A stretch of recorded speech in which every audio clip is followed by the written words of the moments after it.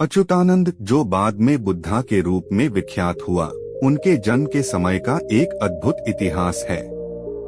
लुम्बिनी नामक स्थल में शाक्य कुल में जन्मे उनकी जीवन की शुरुआत एक आश्चर्यजनक घटना के साथ हुई। राजा शुद्धोदना और रानी महामाया के घर में एक आनंदमय माहौल था। उनकी इच्छा थी कि उनका पुत्र सारा संसार को प्रकाशित करे। रानी महामाया ने सपने में एक हाथी द्वारा स्वर्ग से उतरा गया देखा, जो उन्हें गर्भ में लेकर गया। उसके बाद उनका गर्भावस्था शांत और आनंदमयी थी। उस दिन आया कि सिद्धार्थ गौतमा का जन्म हुआ। देवलोक और पृथ्वी में शांति थी, क्योंकि इस जन्म के साथ एक नया युग का प्रारंभ हुआ।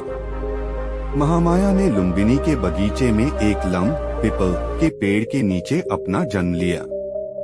वहाँ उन्होंने अपने बेटे को जन्म दिया, जो बाद में बुद्धा के रूप में विख्यात होगा। सिद्धार्थ का बचपन बहुत खुशहाल था। उन्होंने राजा के घर में सभी आनंद भरे पालन का अनुभव किया। लेकिन एक दिन जब सिद्धार्थ बेड हुए, उन्होंने बाहर जाके दुख और व्यथा को देखा। इसने उनके मन को चिंतित किया और उन्होंने अंततः संसार से मुक्ति की खोज शुरू की। उनके जीवन की यात्रा में उन्होंने अनेक तपस्याएं की, ध्यान किया और ज्ञान प्राप्त किया।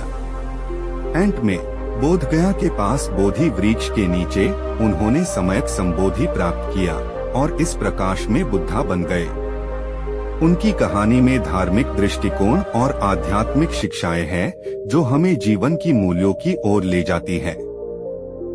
बुद्धा का जीवन एक प्रकाशमय मार्ग है, जो दुख से मुक्ति और संतुलन की खोज में हमें प्रवृत्त करता है।